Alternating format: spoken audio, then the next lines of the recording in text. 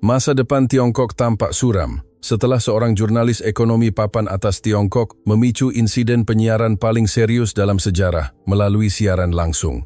Alasan dibalik kejadian ini sangat mengejutkan. Kabarnya, dalam proses peliputan di Indonesia, ia membandingkan situasi nyata yang ia saksikan dengan matanya sendiri di Indonesia dengan realitas di Tiongkok dan mengungkapkannya secara terbuka dalam siaran langsung tersebut. Setelah siaran itu tayang, netizen Tiongkok meledak dalam amarah. Video tersebut menyebar secara eksplosif di berbagai media dan jejaring sosial. Meskipun otoritas berwenang telah mengambil tindakan penghapusan, video tersebut terus disebarkan oleh masyarakat melalui VPN. Bahkan pemerintah Tiongkok tampak tidak mampu menutupi kepanikan mereka dan bergegas membereskan kekacauan tersebut. Jurnalis senior ini selama bertahun-tahun selalu berpendapat bahwa Indonesia adalah wilayah yang tertinggal. Lantas, apa sebenarnya yang ia lihat di Indonesia sehingga ia mengambil tindakan nekat seperti itu? Kebenaran mengejutkan apa yang ia saksikan. Sebelum itu, jika Anda berkenan meluangkan waktu 1 detik untuk menekan tombol suka, ini akan menjadi motivasi besar bagi kami untuk terus menciptakan konten menarik seperti ini. Sekarang, mari kita ungkap kronologi lengkap dari peristiwa insiden emas yang mengguncang Tiongkok ini. Saya adalah Long Bawang, jurnalis spesialis ekonomi dari Huaxia Economic Times. Saya telah bekerja di kantor pusat Beijing selama 10 tahun, bertanggung jawab menganalisis ekonomi Indonesia. Ini bukanlah tugas yang sulit, karena bagi saya Indonesia adalah wilayah yang sedang merosot. Ekonomi Indonesia tidak mungkin pulih dan kesenjangan dengan Tiongkok sudah tidak dapat dikejar lagi. Itulah yang saya katakan dalam siaran langsung nasional minggu lalu. Setelah siaran berakhir, ribuan unggahan di media sosial muncul mengutip kata-kata saya. Rakyat Tiongkok merasa sangat antusias dengan analisis saya mengenai batas maksimal ekonomi Indonesia. Kembali ke kantor, pemimpin redaksi Xin Jiahao memanggil saya. Biasanya ia memanggil saya untuk memberi pujian, namun kali ini ekspresinya sedikit berbeda. "Bawang, saya melihat siaranmu. Kerja bagus. Terima kasih, pemimpin redaksi." Xin menyandarkan tubuhnya dalam-dalam di kursi dan menatap saya tajam. "Omong-omong, apakah kamu pernah ke Indonesia?" Pertanyaan itu sangat tidak terduga. Tidak, analisis data saja sudah cukup untuk memberikan penilaian. Angka tidak pernah berbohong. Pemimpin redaksi tersenyum kecil dan mendorong sebuah dokumen ke atas meja. "Pergilah sendiri ke Indonesia untuk melakukan peliputan. Pastikan apakah kata-katamu itu benar-benar sesuai kenyataan." Saya membuka dokumen tersebut. Itu adalah tiket pesawat menuju Bandara Internasional Soekarno-Hatta. Yang mengejutkan, waktu keberangkatannya adalah besok. Ini terlalu mendadak, bukan? Demi laporan yang baik, perjalanan mendadak pun harus dijalani. Seharusnya wartawan muda yang pergi, tapi dia sedang ada urusan mendesak. Saya pikir lebih baik kamu yang menggantikannya. Ini adalah kesempatan. Dengan melihat langsung kemerosotan di sana, kamu bisa menulis laporan yang lebih meyakinkan. Saya mengangguk. Baik, saya akan pergi. Saya akan melihat sendiri kondisi nyata di Indonesia. Sore itu, saya mengirimkan pesan singkat di WeChat. Mulai besok, saya akan melakukan peliputan lapangan di Indonesia. Saya akan mengungkap secara tuntas kondisi ekonomi Indonesia yang sebenarnya. Nantikan laporannya. Komentar langsung membanjiri unggahan saya. "Wartawan Long, kami percaya padamu. Tolong potret banyak foto agar kami bisa melihat betapa tertinggalnya Indonesia. Tunjukkan pada mereka kehebatan Tiongkok." Saat mengepak barang, judul berita sudah terbayang di kepala saya. Di lokasi runtuhnya ekonomi Indonesia, melihat rendahnya kualitas masyarakat di wilayah gagal. Saya tertidur dengan perasaan meremehkan Indonesia. Pagi harinya saya menuju bandara dengan kepercayaan diri penuh. Namun, saat itu saya tidak pernah membayangkan dalam mimpi sekalipun bahwa perjalanan ini akan mengubah hidup saya selamanya. Saya tiba di Bandara Internasional Soekarno-Hatta. Kesan pertama yang saya rasakan setelah turun dari pesawat sungguh di luar dugaan. Bandara tersebut sangat bersih dan modern. Saya berjalan menuju pemeriksaan imigrasi. Namun berbeda dengan ekspektasi saya, pemeriksaan hanya memakan waktu 5 menit. Meskipun terkejut, saya mengingatkan diri sendiri untuk tetap tenang. Jika saya tergerak oleh hal kecil, saya akan kehilangan objektivitas. Saya naik taksi. Sopirnya tersenyum dan menyapa. "Hello, apakah Anda datang dari Tiongkok daratan?" Ia berbicara dalam bahasa Inggris yang cukup fasih. Saya sedikit gugup dan menjawab, "Ya, halo. Selamat datang di Indonesia. Banyak makanan enak di sini. Silakan dinikmati." Taksi memasuki jalan tol. Pemandangan di luar jendela mulai terlihat. Jalanan bersih dan kendaraan bergerak dengan sangat tertib. Inikah wilayah yang merosot, jalanan bersih dan kendaraan tertib? Setelah masuk ke hotel, saya berjalan kaki menuju kawasan SCBD, Sudirman Central Business District. Distrik perbelanjaan ini dipenuhi lautan manusia. Gedung-gedung pencakar langit berdiri megah dengan toko-toko merek ternama dunia. Louis Vuitton, Chanel, Gucci, dan yang luar biasa, toko-toko itu dipenuhi pelanggan. Sama sekali tidak terlihat tanda-tanda kelesuan ekonomi. Saya memasuki sebuah toko kosmetik. Pelayannya menyapa saya dengan bahasa Inggris yang sangat sopan dan ramah. Sikap pelayanannya sangat profesional. Keluar dari toko, pikiran saya mulai kacau. Pelayan yang profesional dan sopan. Budaya konsumsi yang penuh vitalitas. Tata kota yang teratur. Pemandangan seperti ini sangat jauh dari bayangan saya tentang wilayah yang sedang merosot. Saat makan malam, saya pergi ke sebuah restoran kelas atas yang ternyata penuh sesak. Sebagian besar pengunjung tampak seperti kalangan profesional bisnis. Suasana depresi ekonomi sama sekali tidak terasa. Dalam perjalanan kembali ke hotel, perasaan saya sangat kalut. Meskipun terlalu dini untuk mengambil kesimpulan di hari pertama, segala sesuatu hari ini berbeda dari apa yang saya pikirkan. Besok peliputan resmi dimulai. Saya pasti bisa menemukan titik lemah ekonomi Indonesia. Dengan pemikiran itu, saya mengakhiri hari pertama. Hari kedua, saya bangun pagi-pagi sekali dan menuju objek peliputan pertama, sebuah perusahaan rintisan, startup, bernama Gilang Teknologi. Katanya, perusahaan ini adalah bintang baru yang menyediakan layanan penerjemahan berbasis AI. Saya membatin, dibandingkan dengan raksasa IT di Tiongkok, perusahaan ini pasti bukan apa-apa. Markas Gilang Teknologi terletak di kawasan Digital Hub. Saat pintu lift terbuka di lantai 15, saya melihat karyawan-karyawan muda sibuk berlalu lalang. Struktur kantor yang terbuka sangat menarik perhatian. Halo wartawan Long, saya Budi Setiawan, CEO di sini. Sapa seorang pria berusia sekitar 35 tahun sambil tersenyum. Terima kasih atas ketertarikan Anda pada startup Indonesia. Kami juga berharap suatu hari nanti bisa merambah pasar Tiongkok. Saya bertanya dengan nada sedikit mengejek. Apakah Gilang Teknologi sulit beroperasi jika tanpa dukungan pemerintah? Budi tertawa lepas. Anda berpikir demikian? Sejak awal target kami adalah pasar global, bukan hanya pasar domestik. Faktanya, 70% pendapatan kami berasal dari luar negeri. Data yang ia tunjukkan sungguh mengejutkan. Mereka telah merambah pasar Asia, Eropa, dan Amerika. Tren pertumbuhannya menunjukkan kurva yang naik tajam. Namun, apakah ini hanya pengecualian bagi Gilang Teknologi? Tanya saya sangsi. Silakan pastikan sendiri. Sore ini ada acara aliansi startup. Maukah Anda ikut melihatnya? Saya menerima tawaran Budi. Setibanya di lokasi acara, ratusan startup telah mendirikan gerai. Yang mengejutkan, banyak perusahaan sedang bernegosiasi dengan investor asing. Ini adalah investor dari modal Ventura Amerika. Budi memperkenalkan seorang warga asing. Ekosistem startup Indonesia sangat dinamis. Terutama di bidang AI dan bioteknologi, mereka berada di level kelas dunia, ujar investor Amerika tersebut. Kata-kata itu terngiang di telinga saya. Penilaian seperti ini sangat berbeda dengan citra Indonesia yang saya ketahui. Setelah acara berakhir, saat makan malam dengan Budi, saya bertanya dengan jujur, apakah semua startup di Indonesia benar-benar selancar ini? Ataukah hari ini saya hanya sedang beruntung melihat perusahaan yang sukses? Budi menjawab dengan serius, tentu saja banyak startup yang gagal. Namun, kami memiliki budaya untuk gagal dengan cepat dan mencoba lagi. Dan, inti dari kami adalah menargetkan pasar global sejak awal. Kembali ke hotel, saya merasa sangat bingung. Kepercayaan diri dan teknologi startup yang saya lihat hari ini jelas tidak bisa dijelaskan hanya dengan keberuntungan. Jika Indonesia sedang merosot, mengapa masih begitu banyak perusahaan yang tumbuh?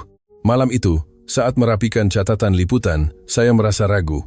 Saya menghapus judul awal yang saya rencanakan, Batas Maksimal Startup Indonesia, dan menulis judul baru, Startup Indonesia yang Merangkul Pasar Global. Hari ketiga pagi, dengan perasaan yang campur aduk antara antisipasi dan ketegangan, saya menuju Lembaga Penelitian Nusantara Precision Electronics. Saya pikir, disinilah tempat di mana saya bisa mengungkap ilusi ekonomi Indonesia. Beberapa tahun terakhir saya telah menulis beberapa artikel dengan judul Nusantara Precision tidak mampu mengejar Huawei. Tiba di gerbang lembaga penelitian tersebut, Saya pertama-tama dikejutkan oleh skalanya. Ini sudah seperti sebuah kota kecil. Manajer Lin, yang bertugas sebagai pemandu, menyambut saya. Wartawan Long, selamat datang. Hari ini saya akan membawa Anda berkeliling fasilitas penelitian inovasi kami. Setelah menyelesaikan pemeriksaan keamanan di pintu masuk, saya menerima kartu pengunjung. Manajer Lin tersenyum sambil menambahkan, dilarang memotret karena ada banyak teknologi sensitif. Pertama kami mengunjungi pameran teknologi seluler. Dari ponsel lipat hingga layar yang bisa digulung, berbagai perangkat canggih dipamerkan. Ini adalah prototipe yang belum dirilis. Mungkin baru bisa dilihat di pasar 3 tahun lagi. Manajer Lin menunjukkan perangkat lipat ganda yang melampaui teknologi ponsel lipat biasa. Jujur saja, saya sangat terkejut. Ini adalah teknologi yang bahkan belum pernah saya lihat di Tiongkok. Bukankah Huawei atau Xiaomi juga sedang mengembangkan teknologi ini? Tanya saya. Manajer Lin tersenyum tipis. Mereka juga sedang mencoba, tapi belum bisa menyelesaikan masalah ketahanan layar. Kami sudah memastikan teknologi ini tahan dilipat lebih dari 100.000 kali tanpa masalah. Kemudian kami pindah ke laboratorium semikonduktor. Perangkat dan teknologi di sini memberikan dampak yang lebih besar lagi. Ini adalah modul proses semikonduktor 3 nanometer generasi berikutnya kami. Saat ini hanya sedikit tempat di dunia yang memiliki teknologi ini. Saya terdiam. Ini adalah teknologi yang telah coba dikejar oleh Tiongkok selama bertahun-tahun. Apakah Anda tahu mengapa kebangkitan semikonduktor Tiongkok menemui hambatan? Tanya manajer Lin. Saya tidak bisa menjawab. Manajer Lin melanjutkan, teknologi tidak bisa dikejar dalam waktu singkat. Kami memiliki keahlian profesional selama lebih dari 30 tahun. Membuat satu keping semikonduktor memerlukan lebih dari 800 tahap proses. Satu saja gagal, seluruhnya gagal. Dalam perjalanan pulang, sebuah pertanyaan terus berputar di kepala saya. Selama ini kami memandang rendah Indonesia, apakah itu demi citra yang diinginkan pemerintah Tiongkok? Malam itu di kamar hotel, saya menatap catatan liputan saya dan terhanyut dalam pemikiran. Apakah laporan yang saya tulis selama ini adalah realitas? Atau hanya realitas yang ingin kami lihat? Hari keempat, saya mengunjungi Lembaga Penyiaran Publik Indonesia. Di lobi, saya bertemu dengan jurnalis ekonomi bernama Siti Aminah, seorang wanita sebaya saya dengan pengalaman sekitar 10 tahun. Wartawan Long, nama Anda sangat besar di media Tiongkok. Senang sekali bisa bertemu Anda hari ini. Dalam perjalanan menuju ruang tamu, Siti melanjutkan percakapan santai. Interior stasiun TV ini lebih sederhana dari yang saya bayangkan, berbeda dengan kemegahan kantor pusat CCTV di Beijing. Saya dengar ekonomi Indonesia sedang mengalami kesulitan. Tapi sepertinya kenyataannya tidak demikian, kata saya. Siti menjawab dengan ekspresi serius, ekonomi Indonesia juga punya banyak masalah. Pengangguran usia paruh baya, harga properti, masalah rendahnya angka kelahiran. Kami membuat berita dengan tema-tema itu setiap hari. Konten negatif seperti itu juga disiarkan? Tanya saya kaget. Tentu saja, itu adalah tugas kami. Menunjukkan titik masalah ekonomi Indonesia dan mengkritik kebijakan ekonomi pemerintah adalah tanggung jawab media. Seketika hati saya tercekat. Di Tiongkok, membuat berita yang mengkritik kebijakan pemerintah adalah hal yang tak terbayangkan. Meskipun begitu, apakah tidak ada tekanan dari pemerintah? Siti tertawa. Tentu saja ada, tapi kami berjuang demi independensi hak editorial. Setiap periode pemerintahan pernah mencoba mengontrol media, tapi setiap saat kami melawan untuk menjaga kebebasan yang ada sekarang. Setelah diskusi berakhir, kami makan siang di kantin karyawan. Siti dengan santai menunjukkan poin-poin masalah dalam kebijakan pemerintah baru-baru ini. Dalam percakapan itu, ia sama sekali tidak merasa sungkan dengan lingkungan sekitarnya. Bagaimana dengan Tiongkok? Apakah ada kebebasan berpendapat? Pertanyaan itu membuat dada saya sesak. Saya tidak bisa menjawab dengan jujur. Kami melaporkan dengan cara yang berbeda, dengan mengutamakan kepentingan negara. Tatap mata Siti berubah. Ia sepertinya memahami makna yang tersirat dalam jawaban saya. Itu pasti sangat berat. Ya, bagi seorang jurnalis yang mengejar kebenaran. Kalimat itu menusuk hati saya. Meninggalkan stasiun TV setelah makan siang, pikiran yang rumit menyelimuti saya. Media di Tiongkok harus menerima instruksi pemerintah, namun di Indonesia tidak demikian. Untuk pertama kalinya, saya mulai meragukan cara pelaporan di Tiongkok. Hal-hal yang selama ini saya anggap wajar tiba-tiba terasa tidak menyenangkan. Ini adalah keraguan yang belum pernah saya rasakan dalam 10 tahun karir jurnalisme saya. Kembali ke hotel, saya memandang keluar jendela dan merenung. Apa itu kebenaran? Apakah laporan yang saya tulis selama ini adalah kebenaran? Hari kelima pagi, saya merapikan konten liputan dan mulai menulis naskah. Meskipun gejolak batin sangat besar, saya memutuskan untuk menulis apa yang saya lihat dengan jujur, karena menyampaikan kebenaran adalah kewajiban jurnalis. Ekonomi Indonesia memiliki sistem yang mengubah krisis menjadi peluang. Setelah menulis judul itu, saya ragu sejenak. Judul seperti ini mungkin akan menjadi kejutan bagi pembaca di Tiongkok. Tapi fakta yang saya lihat sudah jelas. Startup Indonesia sedang melangkah ke pasar global. Kekuatan teknologi Nusantara Precision jauh lebih maju dari yang diperkirakan. Dalam pendahuluan, saya menulis dengan jujur, kesan pertama saya setibanya di Indonesia. Efisiensi Bandara Soekarno-Hatta, keramahan sopir taksi, dan jalanan Jakarta yang penuh vitalitas. Lalu di bagian utama, saya menulis kisah jilang teknologi dan startup lainnya, serta teknologi paling mutakhir yang saya lihat di Laboratorium Nusantara Precision. Menutup artikel tersebut, saya menulis kesimpulan. Indonesia tidak sedang lesu, melainkan dalam proses perubahan. Alih-alih pertumbuhan kuantitas, mereka lebih fokus pada pertumbuhan kualitas. Di bidang teknologi tinggi, mereka tetap memimpin dunia. Ada banyak hal yang patut dipelajari oleh Tiongkok. Saya mengirimkan naskah tersebut ke kantor pusat di Beijing. 2 jam kemudian, pemimpin redaksi Xin Jiahao melakukan panggilan video. Long Bawang, saya sudah membaca naskahmu. Suara pemimpin redaksi tidak seberat biasanya. Jangan menggambarkan Indonesia terlalu positif. Pemerintah sedang mengawasi. Seketika hati saya tercekat. Naskah saya sepertinya sudah dilaporkan ke atas. Tapi pemimpin redaksi, saya hanya menulis sejujurnya apa yang saya lihat. Itu tidak penting. Xin merendahkan suaranya. Tulis seolah-olah Indonesia sedang lesu. Tekankan bahwa Tiongkok sedang memimpin, terutama bagian semikonduktor. Hapus itu. Tulis bahwa Huawei sudah melampaui Nusantara Precision. Saya terdiam. Itu benar-benar kebohongan. Saya tidak bisa melakukannya. Jika saya menulis sesuatu yang berbeda dari yang saya lihat sendiri, maka saya bukan jurnalis, melainkan juru bicara pemerintah. Pemimpin redaksi memotong kata-kata saya dengan tegas. Ini berkaitan dengan karir profesionalmu. Kirimkan naskah revisi sebelum malam ini, atau jurnalis lain akan menggunakan namamu untuk merevisinya. Panggilan terputus. Ditinggal sendirian di kamar hotel, saya mengepalkan tangan. Apakah ini jurnalis atau alat propaganda pemerintah? Saya memandang keluar jendela, terjebak dalam pikiran yang rumit. Sejauh ini, seberapa dekat laporan yang saya tulis dengan kebenaran? Apakah tempat-tempat yang saya kritik selama ini benar-benar seburuk yang saya gambarkan? Sekarang saya berdiri di persimpangan jalan, menyampaikan kebenaran atau tunduk pada sistem. Saya berguling-guling di kamar hotel sepanjang malam tanpa bisa tidur. Selama ini saya bangga menjadi bagian dari media Tiongkok. Saya tidak pernah meragukan kebenaran laporan saya. Tapi sekarang semuanya terasa berbeda. Jam 3 pagi, saya bangkit dari tempat tidur dan menyalakan laptop. Saya mengingat kembali semua yang saya lihat di Indonesia. Budaya perusahaan yang otonom. Startup seperti Jilang Teknologi memperluas bisnis secara bebas tanpa kontrol pemerintah.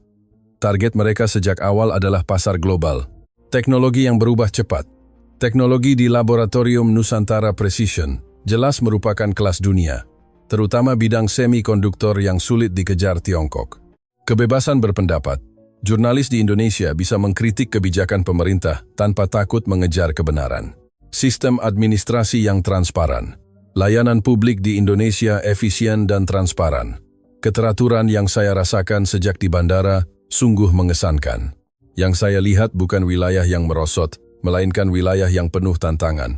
Namun, pemimpin redaksi meminta saya menyangkal semua ini dan menulis kebohongan. Jika saya tidak mengatakan yang sebenarnya, saya bukan lagi jurnalis. Saya memandang keluar jendela. Fajar mulai menyingsing di Jakarta. Saya telah menetapkan hati. Saya memutuskan untuk bertindak sesuai nurani. Saya membuka laptop dan menulis sebuah surel. Penerimanya adalah sebuah media anti-sistem di Hong Kong. Saya meminta anonimitas dan menuliskan seluruh hasil liputan saya di Indonesia, serta kebenaran bahwa pemerintah Tiongkok mencoba memanipulasi hal ini. Sebelum menekan tombol kirim, saya ragu sejenak. Tindakan ini akan mengakhiri karir saya, atau mungkin berakibat lebih serius. Tapi, saya menekan tombol tersebut. Kemudian saya mengirim pesan kepada pemimpin redaksi bahwa naskah akan terlambat karena alasan kesehatan. Saya keluar dari kamar, memutuskan untuk merasakan hari terakhir di Jakarta. Saya berjalan di sepanjang taman di tepi sungai, memikirkan bahwa hal-hal yang selama ini saya yakini benar mungkin adalah kebohongan. Tapi mulai sekarang, saya akan menjadi jurnalis yang mengejar kebenaran. Melihat matahari terbit di atas Cakrawala Jakarta, saya merasa diri saya telah lahir baru. 3 hari setelah kembali ke Beijing, sebuah berita internasional melaporkan bocoran informasi tersebut. Judulnya, Jurnalis Tiongkok Mengungkap Kebenaran Ekonomi Indonesia, Sensor Pemerintah, dan Berita Rekayasa. Tentu saja nama saya anonim, tapi siapapun yang melihat detail liputannya bisa menebak siapa pelapornya. Di dalam negeri Tiongkok, laporan tersebut disensor, namun tersebar cepat di antara pengguna VPN. Berbagai reaksi muncul di media sosial. Long bawang telah disuap. Apakah Indonesia benar-benar semaju itu? Terima kasih telah menyuarakan kebenaran. Saat tiba di kantor, saya dipanggil ke ruang pemimpin redaksi. Jantung saya berdebar, namun saya masuk dengan tenang. "Bagaimana naskahmu?" tanya Xin Jiahao. "Mohon maaf, karena kesehatan terganggu, saya belum menyelesaikannya." Xin menatap saya tajam. "Laporan berita internasional itu, kamukah yang membocorkannya?" "Ia sudah tahu." Saya pun tidak berniat menyangkal. "Ya, itu saya." Yang mengejutkan, Xin menyandarkan tubuhnya dan menghela napas panjang. "Mengapa kamu melakukan hal itu? Kamu seharusnya tahu bagaimana masa depanmu nanti." Sekarang saya sudah tahu apa itu kebenaran. Ada emosi yang rumit di mata pemimpin redaksi. Entah kemarahan atau pengertian, saya tidak tahu. "Long bawang, kamu tidak bisa lagi bekerja di kantor berita kami. Ini adalah keputusan dari atas." "Itu sudah saya duga." Saya mengangguk. Saya mengerti. Saya merapikan meja kerja dan meninggalkan perusahaan tempat saya bekerja selama 10 tahun. Sesampainya di rumah, saya menatap keluar jendela memikirkan apa yang harus dilakukan selanjutnya. Bekerja di media lain di Tiongkok sudah tidak mungkin lagi. Saat itu, sebuah souvenir kecil yang saya bawa dari Indonesia menarik perhatian saya. Sebuah miniatur Monas, monumen nasional. Saya menggenggamnya dan membatin. Kebenaran tidak akan hilang. Suatu hari nanti, lebih banyak orang akan mengetahuinya. 2 hari kemudian, saya menerima surel dari sebuah media independen di Hong Kong. "Keberanian Anda sangat menyentuh kami. Maukah Anda bekerja bersama kami?" Jantung saya berpacu. Apakah ini awal yang baru? Tentu saja ini akan disertai bahaya. Tapi saya telah membulatkan tekad. Saya menatap miniatur Monas itu dan menulis balasan. Saya bersedia bergabung. Saya bukan lagi alat sistem. Saya berjanji kepada semua pembaca laporan saya. Mulai sekarang, saya hanya akan menjadi jurnalis yang mengejar kebenaran. Seminggu di Indonesia telah mengubah hidup saya sepenuhnya. Saya belajar bahwa terkadang kebenaran yang tidak menyenangkan pun perlu keberanian untuk ditunjukkan. Dan keberanian itulah yang akan menuntun kita menuju kebebasan sejati. Cerita ini, melalui sudut pandang seorang jurnalis Tiongkok yang mengunjungi Indonesia, menunjukkan perbandingan antara kemajuan Indonesia dan sensor informasi di Tiongkok. Long bawang awalnya mengunjungi Indonesia dengan sikap sombong. Namun melalui pengalaman nyata, ia menyadari prasangkanya sendiri dan menggambarkan proses penemuan keberanian untuk mengejar kebenaran. Pesan utama dari cerita ini adalah kekuatan kebenaran dan nilai dari hati nurani. Cerita ini melontarkan pertanyaan. Ketika apa yang kita yakini berbeda dengan kenyataan, pilihan apa yang akan kita buat saat menghadapi perbedaan tersebut? Long bawang mengorbankan karir dan keselamatannya demi memilih kebenaran, dan hal itu memberinya kebebasan sejati. Melalui berbagai aspek seperti budaya perusahaan, kekuatan teknologi, kebebasan berpendapat, dan sistem administrasi, cerita ini memperlihatkan perbedaan antara Indonesia dan Tiongkok, serta menyampaikan pesan sosial yang lebih besar melalui perubahan batin seseorang. Melalui kisah ini, kita dapat kembali merenungkan pentingnya memandang dunia tanpa prasangka, serta nilai keberanian untuk menjaga kebenaran dan nurani dalam situasi apapun.